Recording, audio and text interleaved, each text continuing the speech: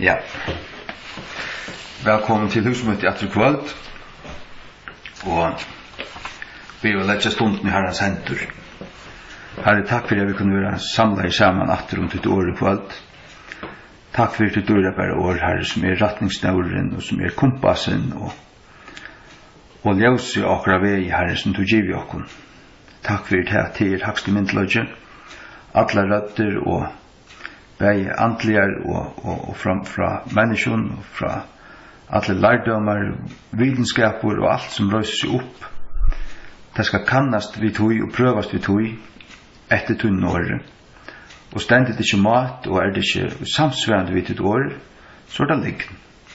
Som det stendet i Romerbrevnen at lett god være sannåret igjen og kvann man og en liknare.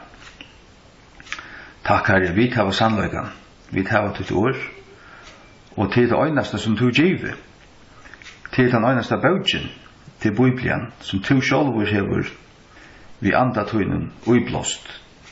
At det var ikke menn, taler seg ikke av seg selv, men det var drivner av halke andan. Og så snart taler av det, og så snart var det skrivet nyer, og så snart har du samlet til sammen. Og du kom nyer til okkar jokken øldenar, og samla, og tøyt, og giv i okken herre.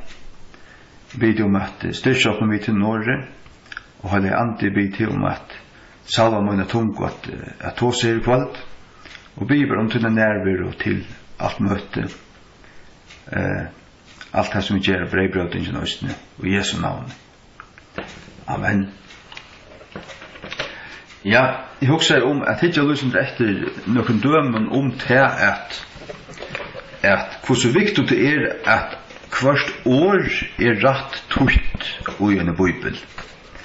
Vi har haft bibelen av Dahl og Viktor, som altså, Dahls bibel en høyl alexandrisk, Viktors en blandingur, men nå har vi finnet føresk King James. King James bibelen ut av føreskun.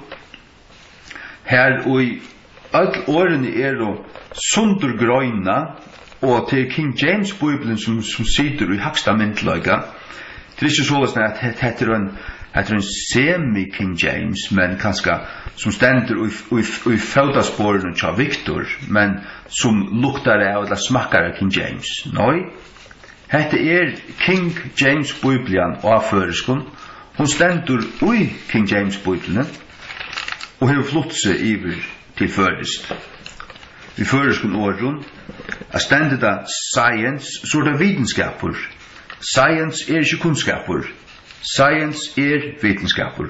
Stender det Lucifer, så det Lucifer. Stender det heaven, så det himmelen. Stender det heavens, så det himnar, eller himnarnir. Og så videre. Fullkomlig. Stender det sodomite, så det sodomittur. Og så videre. Only begotten, så det ein gittne, ikke ein barne, to begotten gittne. To get til a gita. Og så sutja vi til at engst og førest jo ikke så lengt bortere fra, altså get til a gita, og så videre.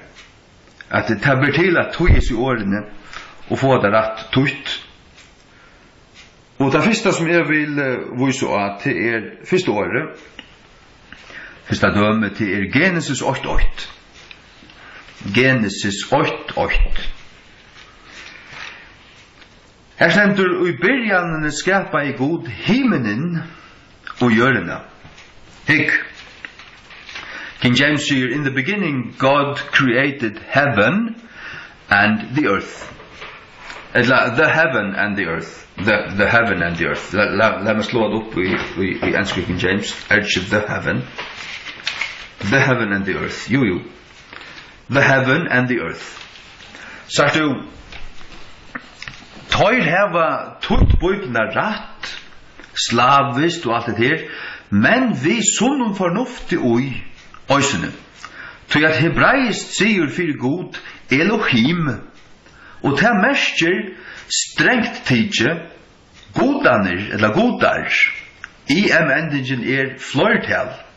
Men det tog at året god og hebraiskon et fløyrtalsår, Men det märker inte till att det är flöjde godar. Men det märker till att god är så stor att du lyser det och i flöjtal via lyser hans många facetter. Alltså han kan uppenbara sig så, han kan uppenbara sig så, han kan uppenbara sig så. Och han vill lyster inte i dualis till två personer, men i pluralis. Ta det 30 personer eller flöjde. Og hvis vi hittar etter Genesis 2,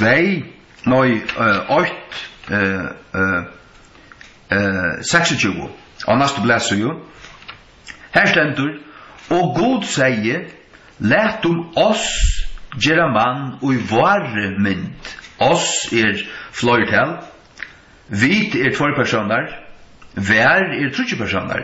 Av føreske nøysene, tog har vi brukt oss og i vare mynd. Tog her det 30 personer. Tan åpenberingen kommer fram, ta i alle Bibelen kommer sammen, at God ein god, ikke 30 godar, men oi god det 30 personer. Tog sier god, tan øyne god, sier let oss, til fægeren, sonen, halvjanden, gjør mann og i vare mynd. Og han skapar som mannen, Genesis 2:6, og Herren god mynda i mann av støvgjerrarinnar, og anda inn i hans næsar lusandan, og mævur gjørtist og en livande sval.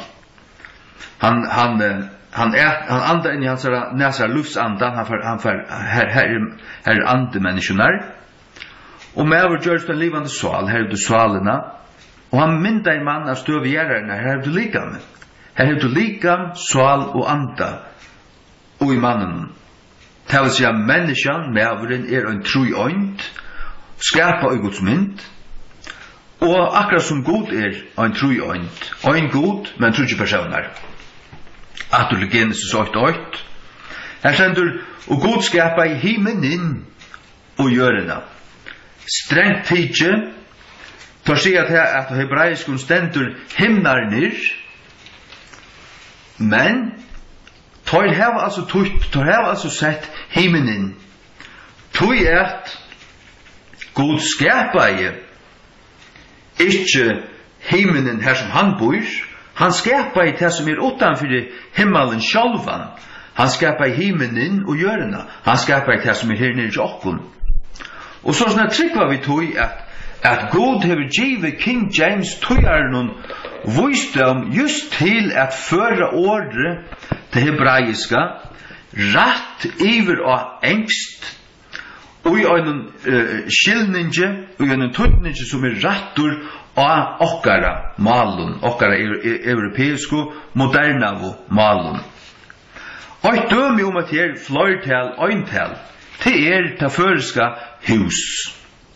Vi sier, sagt du husen her oppe, dette husene kjatt her?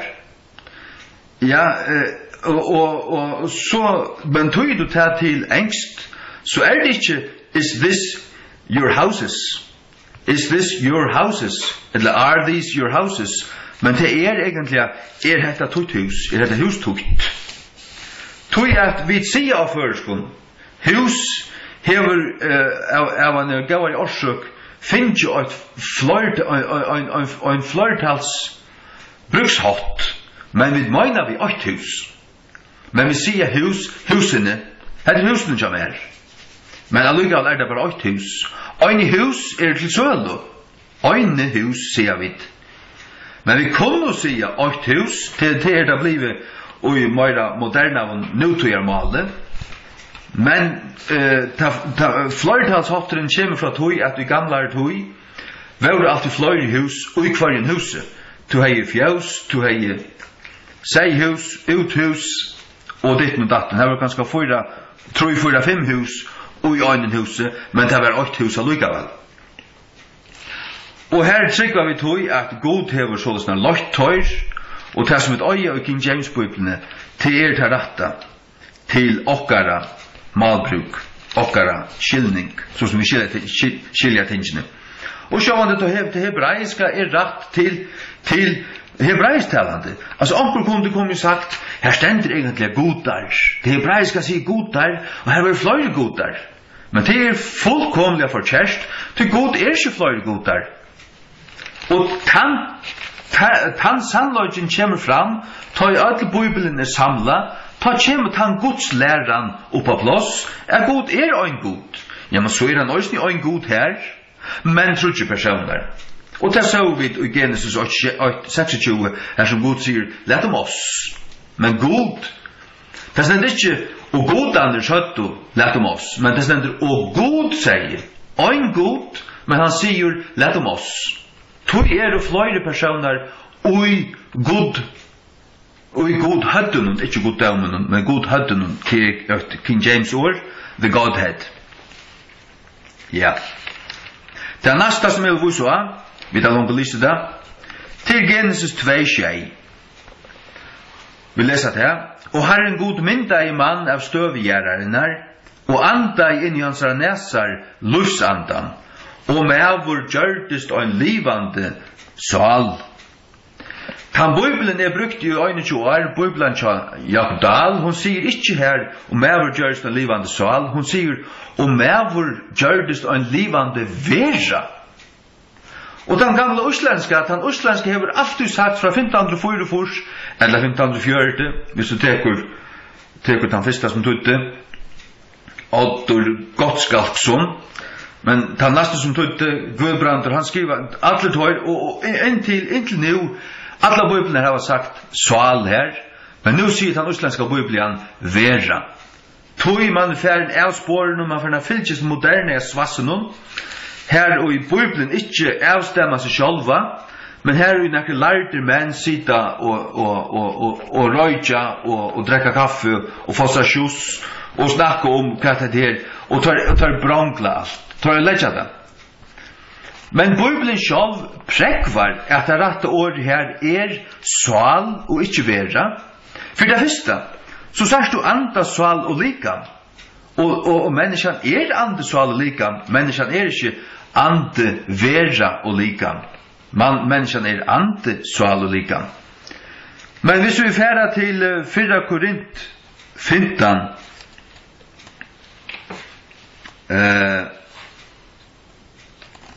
vers 45, så stendur her av griskun, tutt ur griskun, og her som du vorst ta grisk ord som merker sval, at det merker altså sval og ikke vera. Her hever du da. 4 15, 45, her stendur, og så stendur skriva, hin fyrste mævur Adam vær gjørdur og en livande sval. Hin sørste Adam vær gjørdur og en luvgande ande. Sørst du, her stendur ande i mun til sval. Ande nyttar ikke, og ande riggar ikke i mun til vera. Men ande og sval, de næsta. De tangerer på hvert annet. Den første Adam var skapt, og han ble til en livande sval. Hin sørste Adam til Herren Jesus Kristus fra himmene. Han var gjørd en luvgande, ikke en livande, men en luvgande, til å si en luvgjevande ande, til han han som døyper okkun i høylig andan. Da vi kommer til Jesus, så drekker vi inn av hans ande. Han gjever okkun av sin ande. Ja, halleluja, vers 6 sier, hin fyrste mævren av gjørende, gjereskur, hin annar mævren Herren fra himne. Her sender Bibelen seg dal, her sender bare, hin annar mævren fra himne. Herren manglar. Sørst du, Bibelen årene tja gode, og de skulle være rett tøyt, og det som viser der her, det til at det som stender i King James, det stender soul, det rett. Til 4 Korint 15, 45, prekva da. Til han citerar Genesis 2:6 her, og her stender skriva, såløs stender skriva, hver, og i Genesis 2:6. Hin fyrste mævur Adam vær gjørdur og en livande sal. Og til jeg virkelig glad for det, at det her blir rett og i føreske King James, og jeg får ikke kjeipa til moderna og svass og gass-bibler som får komme ut og gjøre en lenge strupo fra nå av inntil Jesus kjemnatter eller så langt som de kunne det. Jeg var ikke for å gjøre det. Til trenderen til gongen utom heimen att man ger bara very biblir ut. Nej, nu har vi finnit det röjno och rötto biblierna ut av förskon och henne halvtimme till. Så vi läser här i Genesis 2:6 och med av gjordes en livande sal. Halleluja. Så får vi till det trea till Jesaja 2:22. Jesaja 2:22. Nej, Jesaja 2:22. Jesaja 2:22. Og det skal bære av ut i deg, at hans arbeid skal være tidsen bort om han er til en øksel, og hans åk om han er til en holse, og åkje skal være øyelagt, årsaket av salvingene. Det som vi tås om her i kveld, det år som har alt avgjerande tøtning, eller år vi alt avgjerande røttun tøtninge. Og det jeg viser av år som blevet eller våren ratt tøtt og i føresko King James, som vi omgant har ratt, eller haft ratt, og i kvargon av tikkara Bibelen og Gasareion, til Beie Dahl og Victor sier, i stedet for salving, tar sier fite. Dahl sier, av over fite skal åtje brottna. Og jeg sier der at jeg har lyst Dahls av Bibelen i 21 år, og det har vi alt skilt som at ta blevet så føyter, kan man ta merka? Ta har vi etter med sterskan og føytan, ta øyne for orskja røysa med ta brottnar åtje, og ta luktar alt av kjøte. Ta blevet sterskur og føyter og staurer, ta skal røysa med og ta skal åtje brottna. Men i King James og til gamle dansko, den gamla danska sier salvelsen. Den Bibelen, den gamla danske her fra 1632, Moiner prenta i 1845, hun sier salvelsen. King James sier the anointing. Åtje skal være øyelagt årsaket av salvingene. Og hva det? Jo, det Guds ande. Nå, det ikke kjøtt. Det Guds ande. Og det han tykker iver, han sterskur, ta i holdet vakt. Ta i videre urleten okkara kjøtt, og gjengen Guds anda, vi tar så om det sørst, vi la så Ramabrev 8, om at gjengen i andan ikke kjøtt noen, at ta toknast vi gode, og gjengen vi kjøtt noen, så skulle vi dodja, og hesta deia, og det ikke tokna av gode, den som gjengen kjøtt noen kunne ikke toknast gode. Så måst gjengen i andan noen. Det vil si at gong du i andan, og så tykker anden iver, og salvingen som Guds kraft ut her, hon skal brauta åtje. Og hvis vi vil lesa Lukas 2,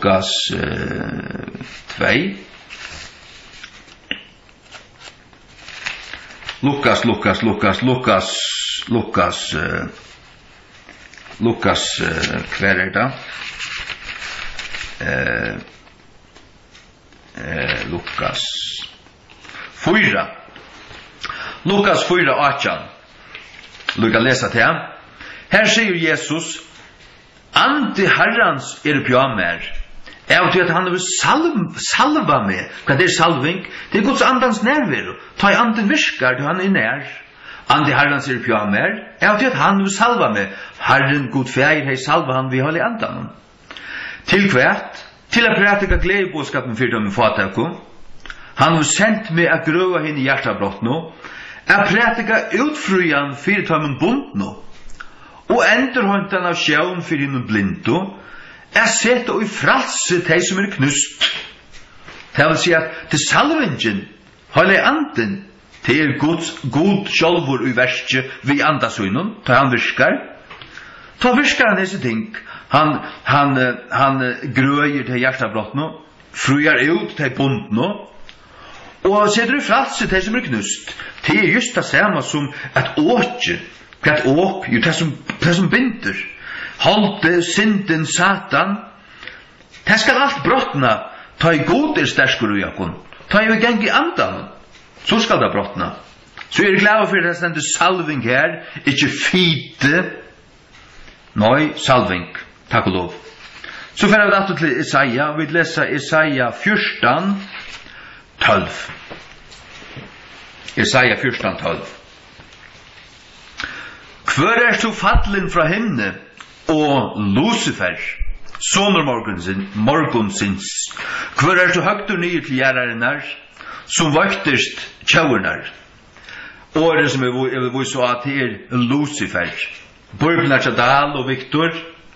Och tyvärr i östen Luthers av Bibeln och den gamla danska och en rikva ör i Bibeln säger morgonstjöten här som Lucifer ständer. Men problemet är att det finns inte ett öjnasta handrit, alltså hebraiskt handrit, som säger morgonstjötna här. Det finns det inte. Det är tradition att tar skriva morgonstjötna och tar höjta morgonstjötna till att tar blandade vi sonor morgonsins. Men stjärna finns det inte här och morgonstjärna finns det inte här. Det sänder och Lucifer sonor morgonsins. Kustalja är hebraisk men det minns det inte, men Lucifer är Hillel. Och det ständer bara öjna för ut i hebraiska bibeln. Hillel ständer bara öjna för. Och bryter du där nio så är hel ljus och el är hin ljus eller hin lysande. Men Lucifer är kommit ner till okkar och jöknum till latunska bibeln. Det är ödlum för en i vulgate och i halde till gånger attor till det första latunska som öjter Itala eller den gamla latunska. Så är det kommit ner och King James tog är det brukt det och sättet det i King James bibeln tog jag till rätt. Helen mestljus hin lysande eller ljus berge. Lucifer mestjer han som flyter ljus eller han som ber ljus. Det kan också mestja hin ljus eller hin lysande. Men det är inte en morgonstjärna. Men det är och till en person till kvör erst två fallen från henne och Lucifer sonor lägg mest till sonor morgonsins kvör erst två högt och ner till järaren som vakter tjaunar till två har sagt och hjärsta dögnen så att han personer tog personligt tog världen personligt gjort och han får ett namn hans namn är Lucifer. Och det är alltså Satan, och när man kastar ut ur himlen, tar han här en värndarangel som är Lucifer. Han är inte Lucifer långkor, nu är han Satan. För han är inte långkor en Guds angel, nu är han en fallen angel. Och han är inte långkor till dulderna, och han är inte långkor till plåset som han hejer. Han fall. Problemet är, trobladjen är att skriva du här morgonstjärna. Så har du strøy vi uppenberingsna 2:28 og 2:16 som bæði sier at Jesus sier at han morgonstjärna. Vi hittar efter uppenberingsna 2:28.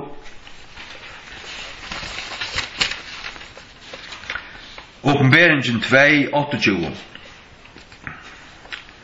Ja, her sier han, og jeg vil djeva honom morgonstjärna. Det vill säga Jesus hever morgonstjärnorna att djeva, men i 2:16, uppenberingen 2:16, här säger han, Jesus har sänt min angel att vittna till om dessa ting i kyrkjen. Röd och att Davids och hin bjärsta och morgonstjärnan. Jesus morgonstjärnan. Och tog hever han morgonstjärnan att djeva till han dulden, till plåse, till ljuse, jag vet inte, han säger till han som sikrar, han ska få morgonstjärnan. Men här säger Jesus att han morgonstjärnan. Så att skriva morgonstjärnan istället för Lucifer, det ger trobladgar. Och annars, i södna Peter 8:19 ständer det stjärnan. Här ständer det om, jag lät mig läsa det. Södna Peter 8:19. Södna Peter 8:19. Vi tar vajsen i 8 måneder fast profetiår, etter kvarjon til gjera vel, etter gjeve gætur. Som etter en ljause som skuiner i en myrskom plosse, inntil til latte for ideen, Og der stjørnan ryse og hjørstun okkara. Der stjørnan, the day star. Og det kan suistilla at vi morgenstjørnan, du koma kongadømmes gods, ta det fullkomna kjemur, ta Jesus kjem rattur, ta det skal koma, Guds rydje, kongadømme gods, ta skal det stjørnan skoine og hjørstun okkara. Men ta det tåsar Satan og Lucifer, så skal det være nekka helt anna, og det det, og det stendet det Lucifer, og det gonger attur til det gamle latunske bøyblina, og det hebraiska Hillel merker Lucifer. Tu det rätt. Tu glad för att jag vet att finns det rätt i vi och försko King James. Och inte morgonstjärna. Så det Jesaja 0:39.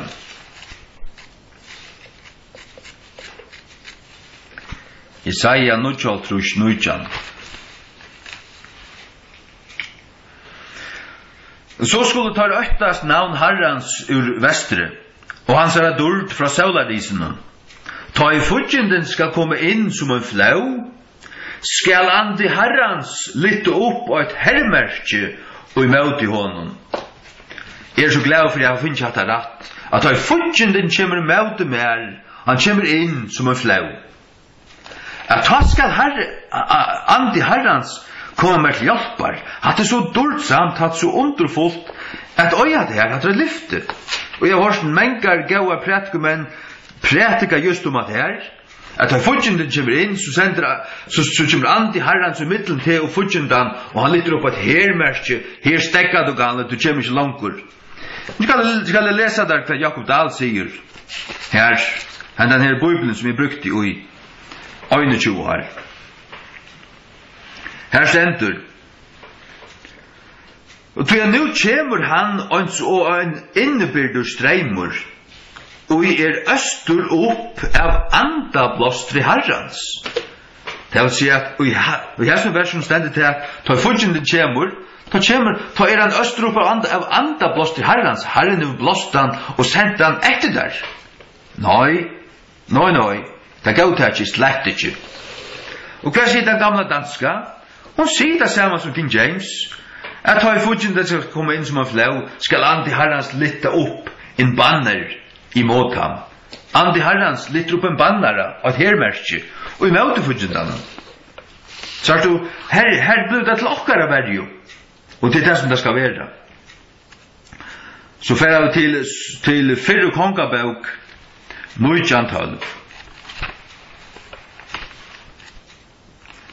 4 kongabok 1912. Så det heter, altså alt det som vi tar tås om her til det ein støk år som dreier öllum versen, som kopper öllum versen rattan ved, så det alt fer møyning, det er ikke til det røyna svass. Det røyna svass. Jakob Dahl sa gass. Nei, det skal være rett. Det 4 kongabok 1912, og til her stendur, og at han av hjerskjoltan og en eldur, men Herren var ikke i elden, og at han av elden og en still små rødd. Og bare i Bibelen skal det sier, i stedet for rødd, fleir, eller låt. Du varst det? Men hva hender til henne rødden kommer?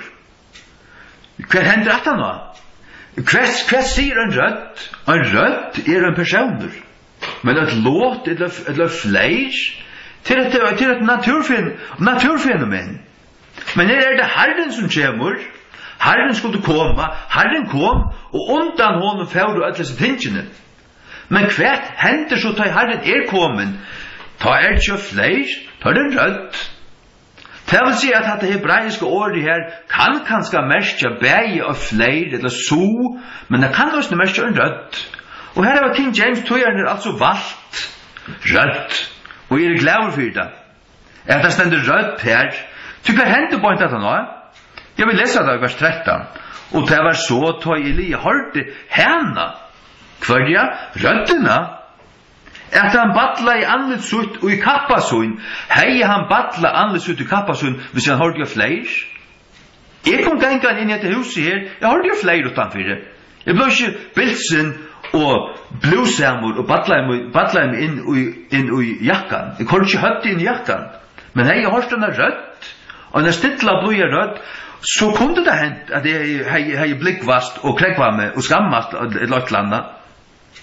Til det som han gjør her, han høyre denne rødt, at han badla i andre sutt i kappa søyn og fører ut, og stod i innfæringen inn av hettelnum, og søyt, der kommer rødt. Atter her, der kommer rødt at honom og sier, hva gjerst du her, Elia? Sars du? Han rødt. Glad for vi har hatt det rett. Og varst du, så har det så ilt av sånn tenon i førskringen, James. Hvor stendet det her vurst? Og tjemurst? At her bort, en maver som gjør det her, han slett ikke ordan. Når vi vrekat her, vi skammast i det her, at det kunne slett ikke bruka. Tid som gjør det her, tid kunne bare gjøre hva du vilja. Men det skulle vite at tid heva finne rødt og bøyplene oppå postkassan, og heva det blekkene vekk, så kunne de skammast, og vilja de ikke bruka den, så kunne de skammast.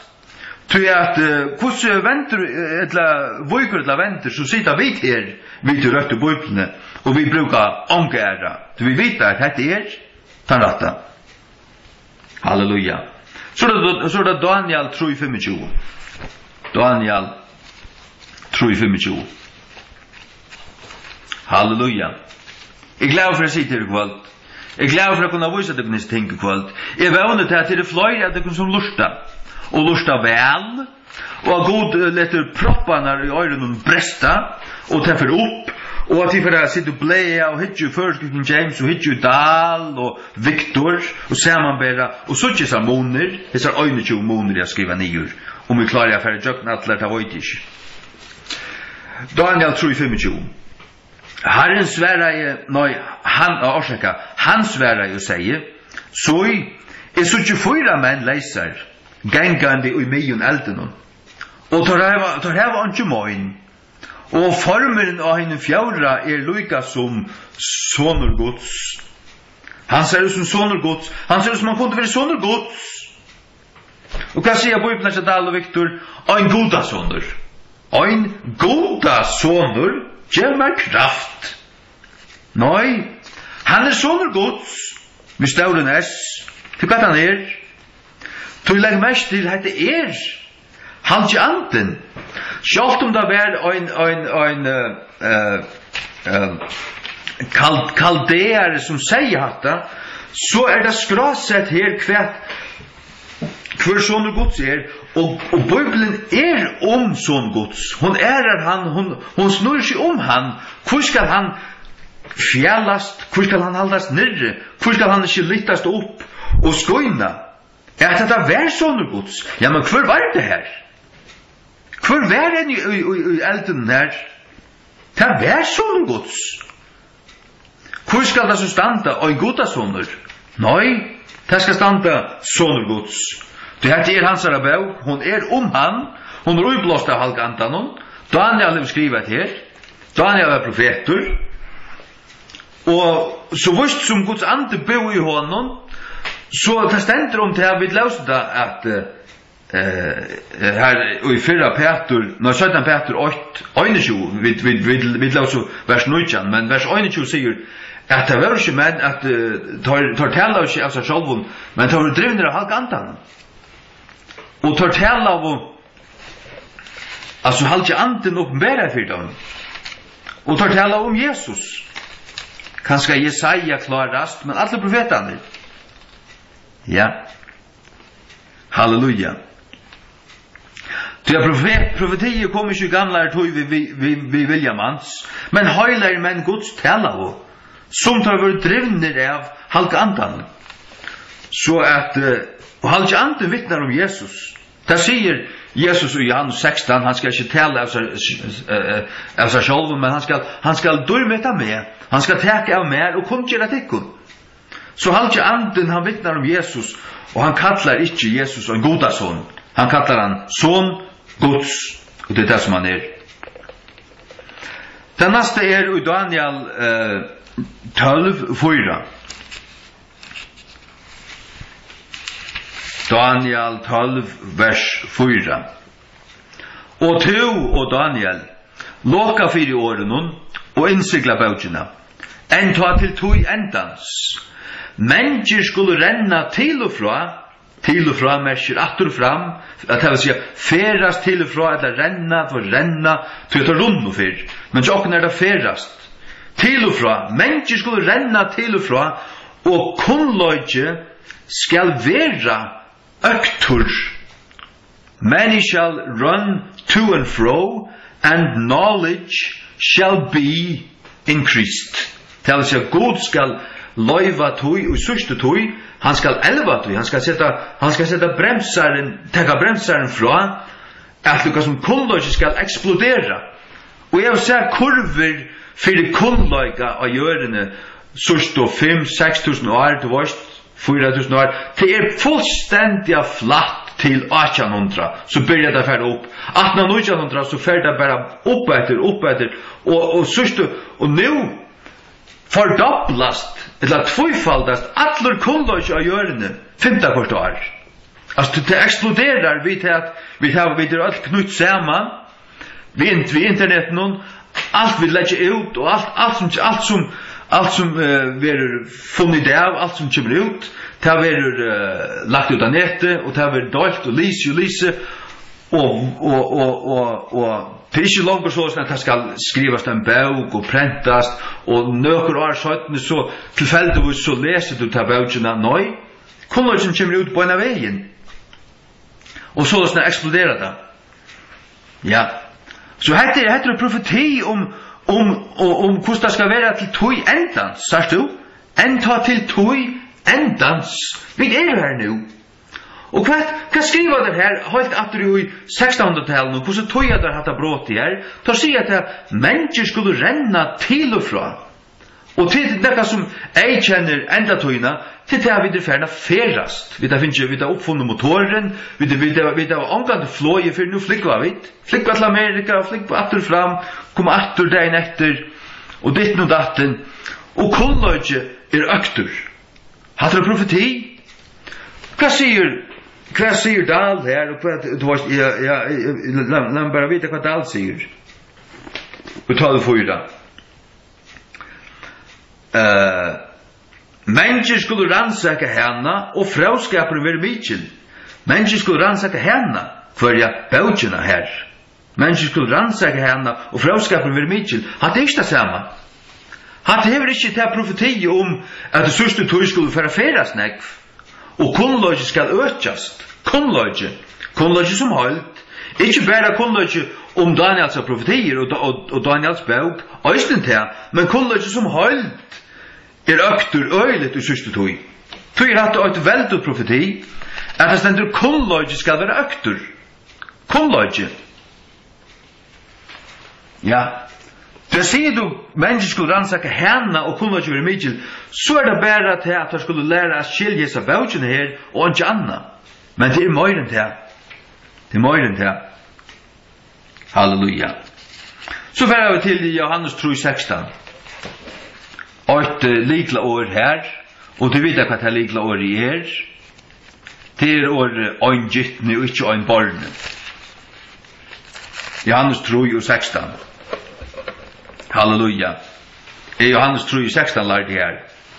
Til så elskar jeg god høymen at han gav sin øyngyttna son, til dessa kvør som helst du tror han skulle ikke glættast, men hava evigvarande liv. Øyngyttna. Jesus Guds øyngyttne sonur, til det særlige av Jesus til at han var gytten i mauluive Mario. Ta gjørdest Jesus til fysiskur sonur og gjør, han var i himmelen, men her kom han fysisk til gjerrar. Og hvordan kom han til gjerrar? Han ble gytten. Og han ble gytten av gode, og en feir gytter, og maur ber. Maria åtte sin fyrsta fødda son. Hon åtte ikke sin fyrsta gyttna son. Til en kona kan ikke gytta. Hikk? Hvis vi leser Matteus 8, jeg leser det her. Matteus 8, 25. og kjente henne ikke før hun hadde båret fram sin første fødte. Han var henne første fødte, hun fødte han. Men Jesus ikke Guds første fødte, eller frumfødte, eller øyneste fødte, eller noe som helst annet enn han hans øyngyttne. Øyngyttne. Og takk om vi prekva fra Hebreerbrevet. Hebreerbrevet prekvar at det gyttne, ikke øynbarne, men gyttne. Hebreerbrevet 8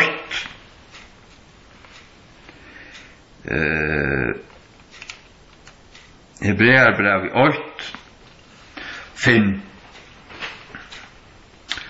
Du at vi kvann av ønglen og sier han av nøkron sinne Tu sonur moin henda det har jeg gitte til Hatta stendur bæ i Bibelen Chadal og Victor og allum Bibelen Tu åri her gitte Og agita og griskun nakka vi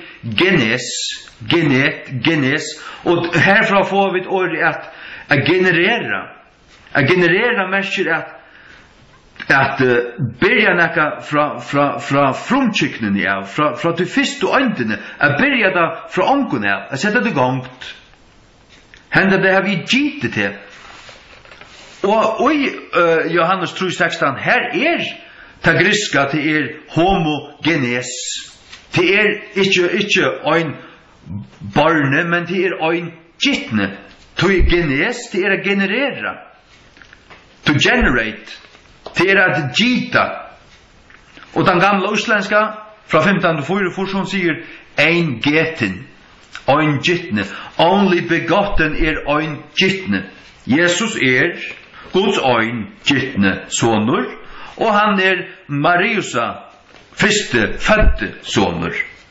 God gæt, Maria fødte. Gjør så vel. Så det Markus 8:2. Markus 8:2.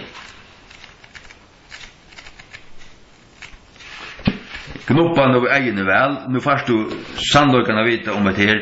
At King James, førska King James, østene tan ratta Biblian. Markus 8:2, fra vers 8, byrjan av gledebådskap Jesu Krist, sonar Guds. Og så skriva stendur i profetunum, så citerar han. Hva citerar han? Jo herfra, ut i vers 3. Så han sier, så sender mot sendebåndan anlite munnen, som skal firebygga vedhund undan her. Her citerar han Malakias 3:8. Men så sier han i vers 3, han heldur bare av fram, røddene av øynene, råpande i øyemørkene, firebygga til ved herrans, kjere gøter hans eller bøyner. Her citerar han Jesaja 4:3. Så han citerar två profeter, Malakia og Jesaja. Men Bibelen Chadal og Victor sier boar, han så skriva stendur tja profeten nun og i øyntal. Han citerar ikke ein profet, han citerar tvær, to stendur profetunum, og til det som stendur i King James, og til gamle dansko, profeterne. Og til King James, as it is written in the prophets, og i flertal. Tvær profeter ikke ein, tvær profeter flertal. Gjør så vel. Så det 4 Timotheus 3:16. 4 Timotheus 3:16.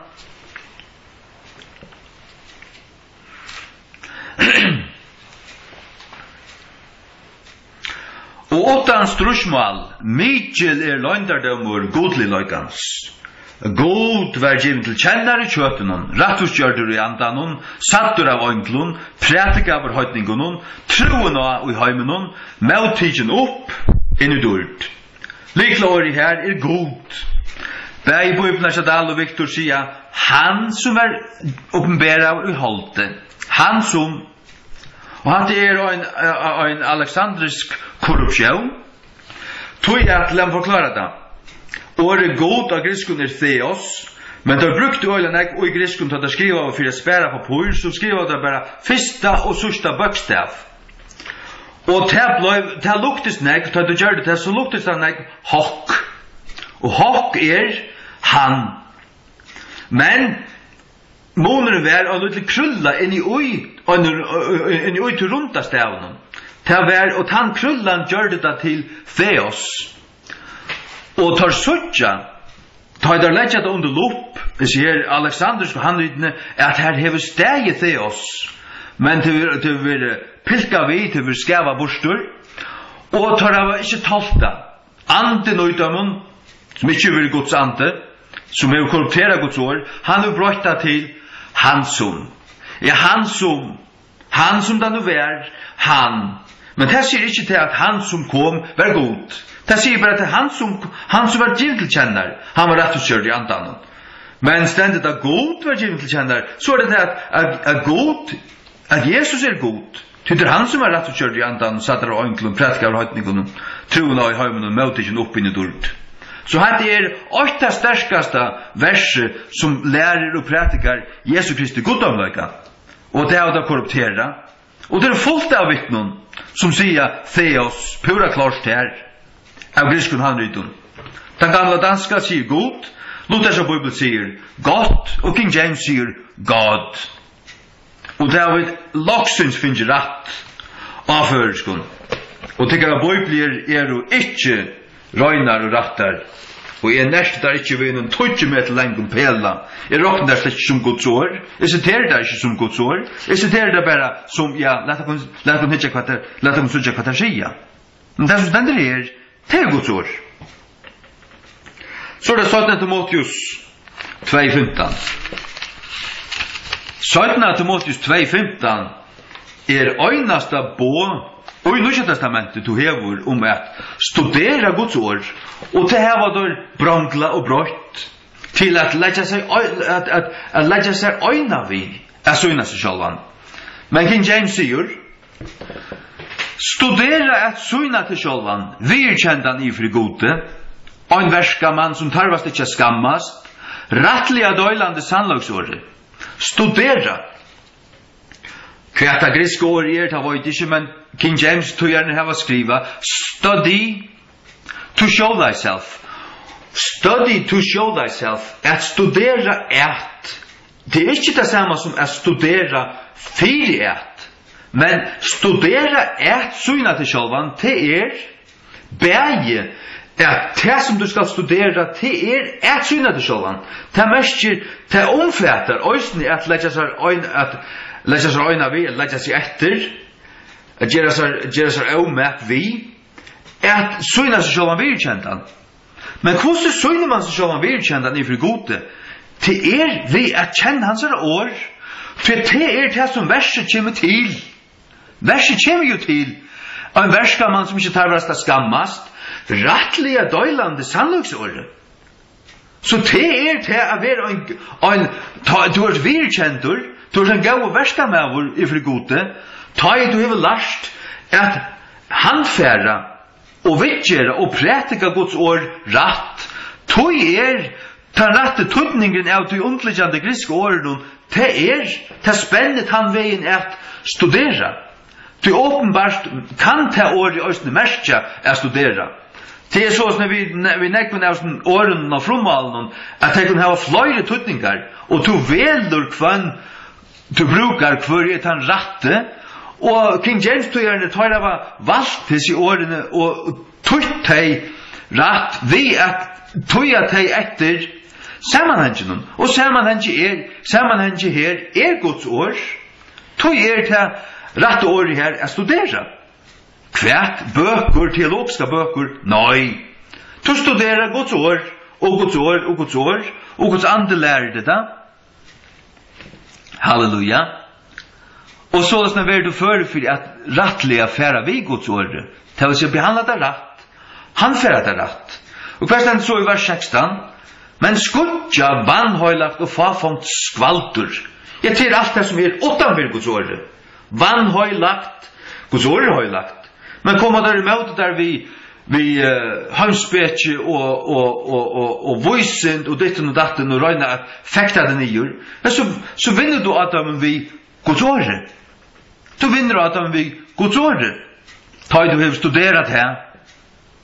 Och jag lojta efter om var det försken år att studera. Men jag fann det inte. Så kort det bara. Så sagst du, försken till James är skriva gå om försken. Som halt. Men jag får inte och lägger ögonen vid till vars kritik och förrest. Och så kan inte bruka året studera till det förstår. När så lär ni helt att det här engelska eller danska eller whatever år i här. Och vad är det i här? Till att tvättningen skall vara rättur. Och det är han nu. Halleluja. Så är det nummer 13. Det är 4 Timoteus 6:20. 4 Timoteus 6:20. Halleluja. Och Timoteus, varvøyt det som tærer lite til, skudjande vannhøylajar og fafongdar blabbaner, og møtstøvur av vitenskapet, falsliga så kattlaven. Her sier Bibelen at Dal og Victor Boar i stedet for vitenskap, her sier der kunnskap, eller kunnløyge, falsliga så kattlaver. Falsliga så kattlaver. Hvordan kan kunnløyge være falsliga så kattlaver? Det kunnløyge, så det kunnløyge. Det han kan være falskur kunnløyge. Men møtstøver av vitenskapet, falsliga så kattlaven. Ta kattlav du tann vitenskapen, voisindena. Hon kallar seg vitenskap, men det er egentlig lik. Og det er egentlig det som vitenskaperen, og nå er sørste tog høyt fra Darwin. Hun bygges av Darwin. Moderne av vitenskaper. At her, den vitenskapen som røyser seg opp med Bibelen i det. Det er grunnleggende menningarlæren eller skapan. Det stender av tog. Og det er det som røyser seg opp. Det er det som gjør Guds åre og kristendømen møtstøver. Tog stender det her og møtstøver av vitenskapet. Ikke møtstøver av en lønn kunnløyga. Nei. Tog hava King James Bibelen tog gjerne valgt just til rette året her. Tar sida science. Og vi slærte det opp på en av møte byrja jeg hvordan ofte året science kommer fyrir i King James. Det kommer fyrir tverrfyrir. Så Daniel 8:4. At Daniel og hans trutcher vinner her og i Kaldea tar var lærter i vitenskapen her. Tar var doande, tar var vitande i vitenskapen. Og det var vitenskaper som var egentlig overlige og i Kaldea. Og det vitenskaper som er egentlig overlige og framalige nå i enda togene. Men han gjør kristendommen og møtstøv. Og han er grunnleggende og en liten. Ur enda og i annan. Moderne vitenskaper er liten. Men at her at har lært å flikva, at har gjøre telter, at har gjøre bilar, og at har lært å gjøre combustion engine og alt det her. Det er funnast til det. Det er sånn vysend. Men det er den falska vysenden som gjør kristendommen møtstøv. Og det er darwinisme, og det er globalisme, og det er Copernicus modell, og det er alt det som egentlig bygger av darwinismen. Alt det som kom fra tog. Ja. Eller som stender av tog, kan man säga. Som stender av tog. Det neste det er sodomittor, ikke kaldskøtja. Det er Deuteronomion 23. Deuteronomion 23. Seijan. Det er så ut 26 tror jeg gamla testamentet. Det skal ongen håra være av døtren Israels, etla ein sodomittur av sonon Israels. Ongen håra, ongen sodomittur. Hva er en sodomittur? Hva fører du til at du til? Jo, det er en mævor som lever som det gjør du her i Sodomo. Hva gjør du der her? Mævor vi mannen. Det skal ikke finnes en sodomittur av sonen Israels. Det vil si at god er anstygt for du. Og det sier han også i 3 Mosebok og 18 at det er anstygt til mævor ligger vi mannen så som han ligger vi kono. Det er anstygt. Det sier han her. Ja, ongen håra, ongen sodomittur. Og her sier Bibelen til Dal og Victor, Dal sier hvordan kaldskøtja. Og det er ikke det samme. Det er ikke syndene til det, at det er ikke synd for du først at selja det. För det är för att driva handel vet du. Men vad är grunden synden här? Är det inte att ta med för mannen? Vad gör det då här och Sodomo? Var det inte det som Gud sa att det var att männen hade skift han naturliga omgången ut vid han som är emot något då som Romarbrevet 8 talar om. Jo, det är det vurst. Och Romarbrevet 8 är egentligen likla kapitlen, likla åren om att här att definiera för synden är i sodomien. Att det är ta med vår för vid man och kona vid kona. Det är ta ge goda upp. Det är det. Och Judas brev tar oss om att här och så den Peter kapitel 3 att tar för ett främmande och köttet. Och God tunte där här och sätter det fram som en fyrdöme för det som satt ni tog in för att leva är godliga. Tog är det sodomitter. Och det året ständer 4-5 i King James. Sodomite och sodomy och sådana kan. Och det skiljer vi vad det är för näka. Och det är sådana fördöme Bibeln. Det är som det är kallat samkynne. Det är äldremål sodomy. Och det är fördöme Bibeln. Det är fördöme King James Bibeln. Men moderna Bibeln det är för att mojja det och göra det gautachiligt. Det är röja och töjarandan. Det är inte enklare och sannlökanon. Det är inte avstittligare av Guds år ötlund som höjt. Så att Guds år är en stark önd och en stark höjt. Nej, det är för att flakra och det är för att detta suntur. Och det är grunden till enda töjar frafallen. Ja. Halleluja. Hatta kunde vi ta oss om morgon, det får jag göra nu. Nu får jag till nummer 15 och i uppenbarelsen tog jag att jag tog om att jag själv är färdig och just ändalles inslu om sodomi. Det är ganska lustigt att nätten och där öppnar just vi att häva. Nu är det uppenbarelsen 8:6 och Jesu namn. Hick. Här är det år i Hansara. Och här ständer skriva och i första King James. Och vi har gjort okkom till kongar och prästar inför gode och fäger hans herre. Sagst du, här kunde det inför gode och fäger sjönen. Så är god, det vill säga god fäger, så är god fäger Jesu Kristi god och hans herre fäger. Men ständigt är hans herre så är det inför gode och fäger hans herre. Kvar är ta god, ta er Jesus god och fäger hans herre god fäger. Och till det som ständer King James tar så såna skilja engstälande folk hata versi här och så såna ständigt att skriva och i engelska King James här ständer God and his father. Och tar som välja och tar som studera, tar som löjt efter goddömlöjka Jesu Kristus. Det är inte en falsk gudslära att Jesus är god. Det är fullständiga rätt och fullständiga sannhet. Jesus är god. Han är inte god färger. Men godsoneren är god. God var givet till kännare kötten och talar oss vid i 4 Timoteus 3:16 Johanne. Och Johannes kapitel 8 lärda. Och i försten var året var så gode och året var god.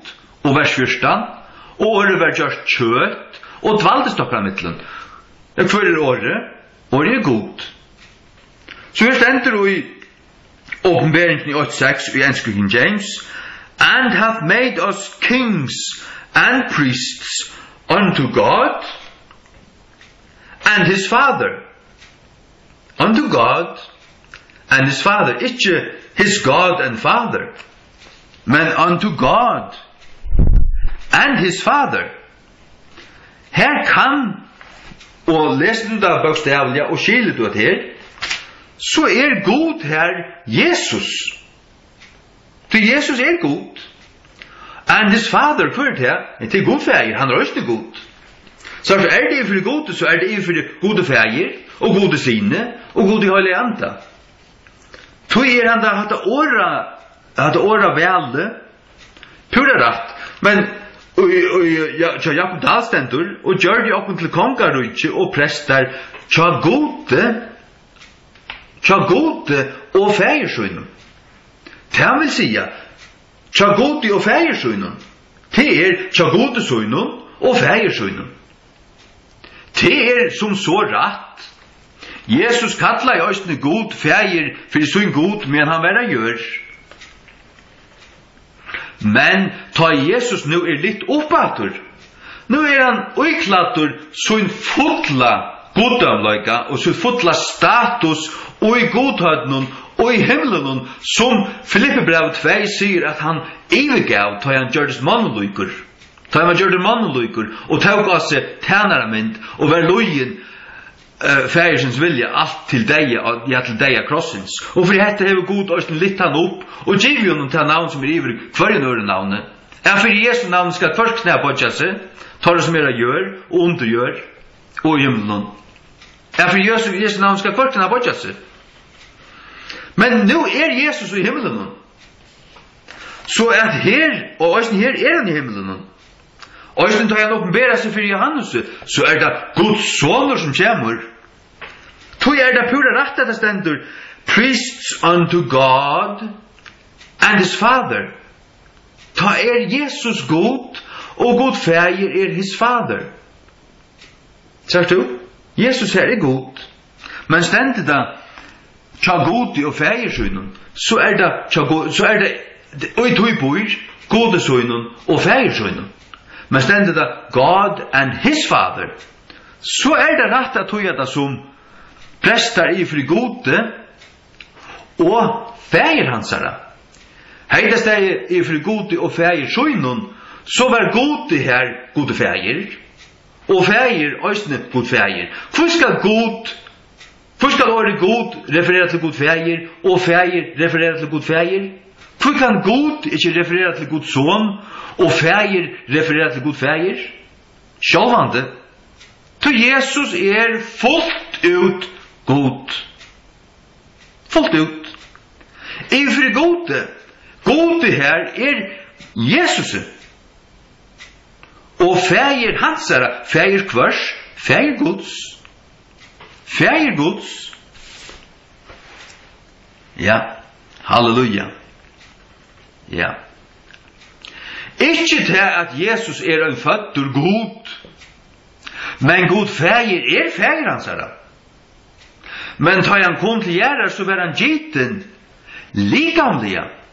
Året var gjørst kjøtt. Men han evig. Han var i himmelen når han kom. God sonur, og vi så her, vi lauset det i Genesis kapitel 8, at God sier, let om oss. Til god feir, god sonur, god høyre ante. Ta det vær. Men ta Jesus kom, ta kom god, ja, hver pastor av noen, hver personer av noen. Andre personer, det Jesus Kristus. Til han som kom. Halleluja. Hadde djupt, og hadde dårda rukt, hadde så underfullt. Jeg skal si at ta i Nya Testamentet ble prenta, ta hei sendt dokumentet til prentingar, men så lurte jeg etter øyne som heter Bible Douglas og et eller annet. Han tog seg goddom av Jesus Kristus, og han taler ut fra en vers, han tog seg om et vers her, unto God and his Father, og han sa det, og i engelsk King James, at året God her refererer til Jesus, til at his Father, jamen det god feir. Hver så god her? Til Jesus. Og det rett? Ja, det ikke for kjærst. Det pura rett. Og så jeg skriver til dere, hva sikna var det om jeg lukka ved å prenta, jeg skulle lukka retta nekkar øyla viktig til, og jeg retta det bøyna veien. Jeg har ikke internett heima, men jeg sendte det langt morgen etter til dere, og bedre prenta det her. Og så kom det rett vi. Gode og feir hansara. Ikke gode og feir sjøynun, men gode og feir hansara. Hansara. Så du først et øynasta 8 år i tøytning.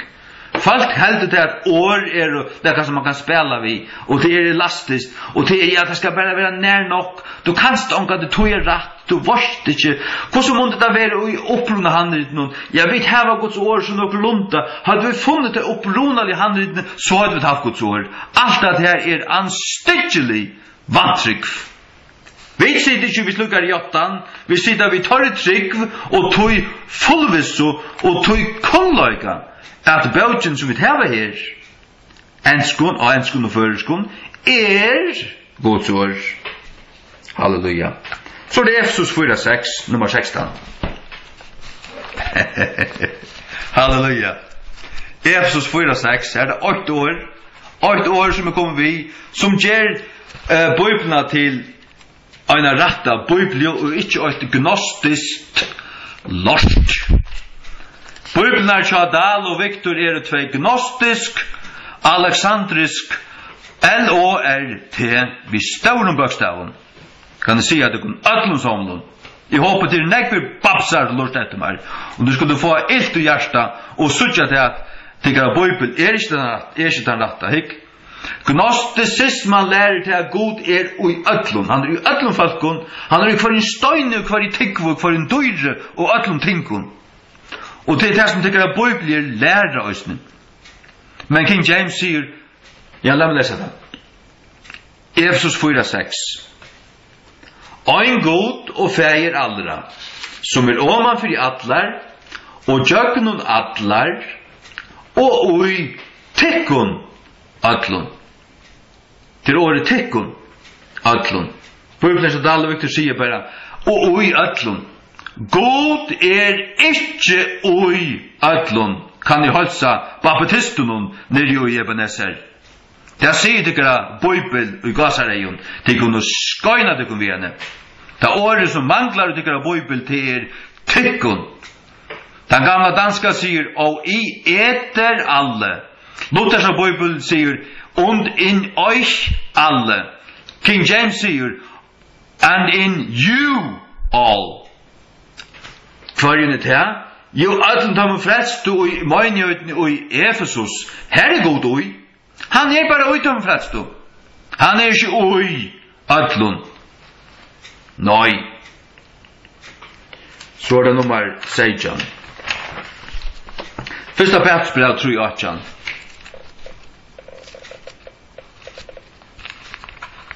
Det har vi tås om mengan, men det gjør ikke vi tås om det øyne for trett. Og disse dømen her har vi tås om mengan for fyrr, men det gjør ikke om det høyre øyne for trett. Så folk åpenbart, dol av horn, nå høyre det så øyne for trett. Fyrre Peter 3:18, til året ikke oi.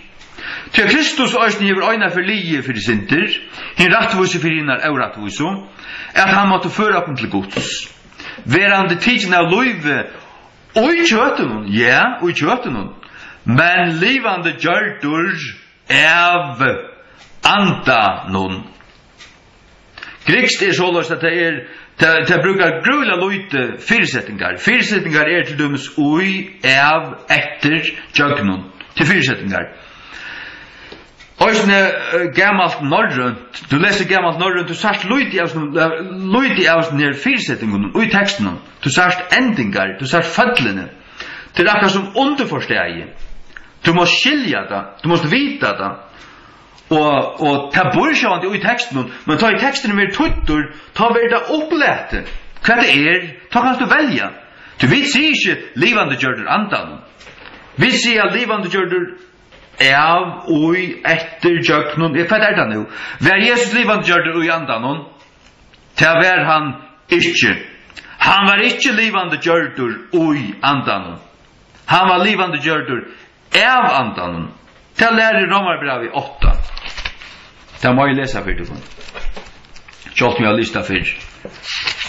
Sagt du, hette altså tar av valgt fyrirsettingarna vi spyrja Guds ord. Halleluja. Rom 8:11.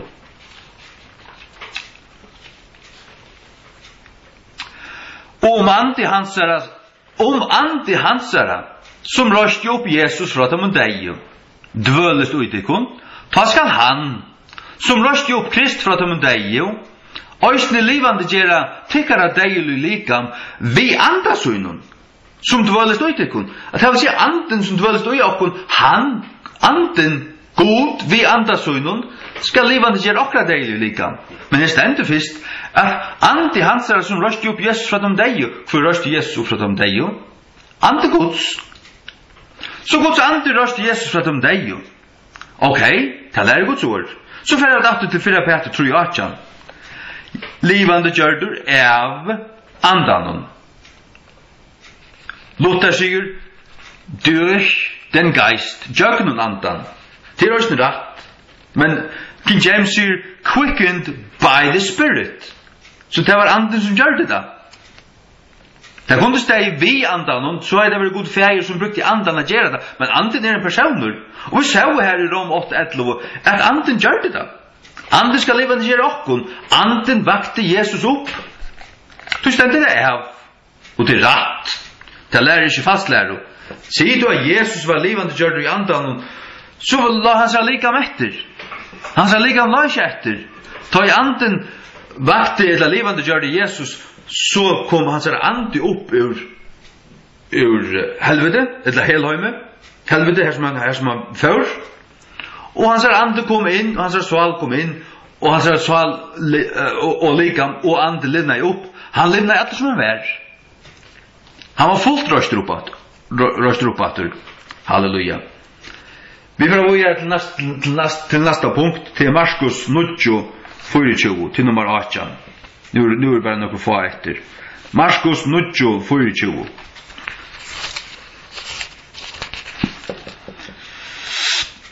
Markus 9:24.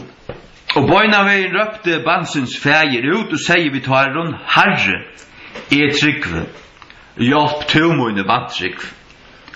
Men her stender bare i Bibelen så Dahl og Viktor, baven er slavet opp, jeg hukte etter, du tar i førjøkene til, jeg kan si at det da. Her stender ikke året Herre, han sier bare, trykve, hjelp til mine bantrykv. Men han sier, Herre, Lord, I believe. Og til at han kallar Jesus Herre, Adonai, og arameiskun og hebraiskun, til Thomas kallar han her i Johannes 20, for Herre mun og god mun. Han sier Adonai, Jehova, Herre mun og god mun. Adonai, Herre trykve, til åpnar for Guds frelsande kraft. Til åttan du trust at Jesus god, så skal du glætas til syndet honom. Men gjørta du han og trust at han Herren, og kallar han Herre, så det frelse og tog. Det frelse og tog. Og det er det som rånsmæren av krossen og kallar Jesus. Han sier Herre, Herre Jesus. Og det manglar også nyttekra Bibelen, men jeg høyt bestemt. At han stender ikke Herre. Han kallar han ikke Herre. Ja. Og tar seg det klamper om gjerninger av apostlarna tjei 38. At han sier, ja, jeg trygg ved at Jesus Kristus sånne gods, og på at jeg gjort han, dødde han. Det er alls ikke klamper om det, og sier at det ikke er her. King James setter det ui her, uten nærkanspurning. Selv om det gjort han til, annars var han ikke kompetent til å bli døtter. Kyrkjan stender av en falskun grundarleie. Hun døyber folk som ikke tror. Det er falskt. Så nummer 9. Markus 9:42 til point her. 9:42. Markus 9:42. Og hvor som helst du skal volta øynene av som smav og som tryggva av meg. Møgnboa. Tryggva av meg. Her stender det bare øynene som smav og som tryggva. Det er ikke nokka bare tryggva. Det her hongur du leisar luft, tryggva kvært. Men det tryggva må være av Jesus. Og det sier King James, believe in me. Den gamla danska sier, tror på meg. Luther sier, glaubt an mir. Og det stender også i ærestanden. Ærestanden stender også det samme. Så Johannes stender også, jeg tror ikke jeg får løyde etter nå. At det stender, hver han som tror av meg, hever evet hverandre lov. Er ikke Johannes 5.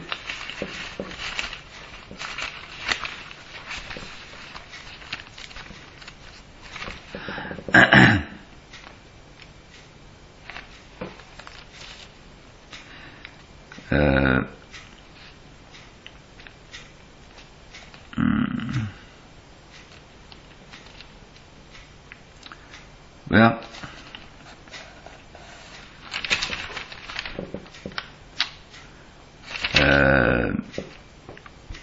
Ja.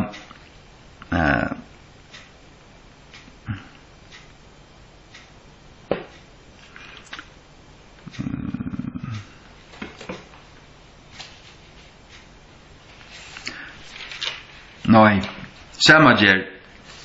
Men det ständer einastande att kvörtan som tror av mig hever ävat varandra liv.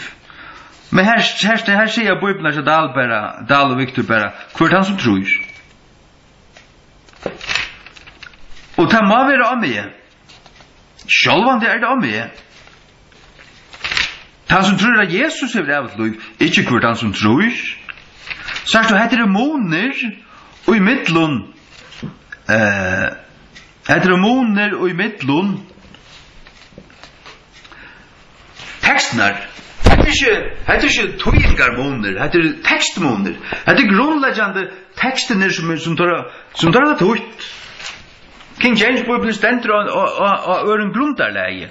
Tror vi det åren som är här andra år. Det kallas textus receptus. Men Bibeln är Dal och Victor testanda boar och Alexanderskun texten. Och här mangla 2806 år. Till lukkan är som 4 och 17 Petrusbrev. Det blir tilltid alltså. Det är alltså inte gott nog. Det kan inte brukas. Och det kan säga att det är hör till alla. Hvis du ikke sagt alvarsemna uitui, så det ikke er virkelighane sindu der. Det må jeg der. Det må jeg si vitt det, altså. Nå, jeg finner ikke at det er hver det stendur for den som tror jeg med. Samme gjør, vi får av å gjøre. Men vi sa så ett dömjum till att här är Markus 22 vi kunde vust on dömer. Men nu är det år helvete. Till Lukas 16:23. Rutsch med över fauras ner i helvete. Han var ner i deja rutsch. Le Helheim. Kan det Helheimur? Helheimur är ett utmärska år hvis du tog Eliaden eller något annat. Och grekiska mytologi så kunde du sagt Helheimur. Det är en heimur, hel. Det är nästan det samma som det är. Men helvete. Vad är det? Ja, det är akkurat det som texten säger. En eldur, här som du pojnest och bränner, inte släpper upp attor. Spyr vad helvete är. Det är akkurat det som texten här lyser. Så tog er helvete till att ordet. Och folk alltid att man bannas som säger helvete. Nej, till det. Och ett verkligt det. Lukas 16:23. Och i helvete lytter han upp egensunnen. Verande i punslun och ser Abraham längt bort fra och Lazarus i fängelset. Och i helvete. Och här kommer sig grisk och stottar när du varst. Tar som ses att du har grikst. Ja, King James tog gärna du grikst. Men tar du inte blind, tar du inte blind där av griskon. Tar du då sucha till kvart året tutte och kvart tutningar bo i sammanhangen. Kontexten. Så tog du bibelska text. Och du ger tänker någon bibelska tutning till lätt du vill ju avskavar av höjtnut griskon riton du vill ju avskavar av höjtnut brukje av åren. Nej du ger dem test eller torra kristna tutning. Fick och detta säger svasse och reiva gass tja hon och självon Victor. Ta han lät upp egen judearöjnen. Pissu på vår. Så är det han självor han självor Dal 16:23. Och tar han lätt upp ejesön i Helheim. Helheimur kan vara helvete. Det tangerar upp mot dig, men det tangerar också upp mot dig är inte.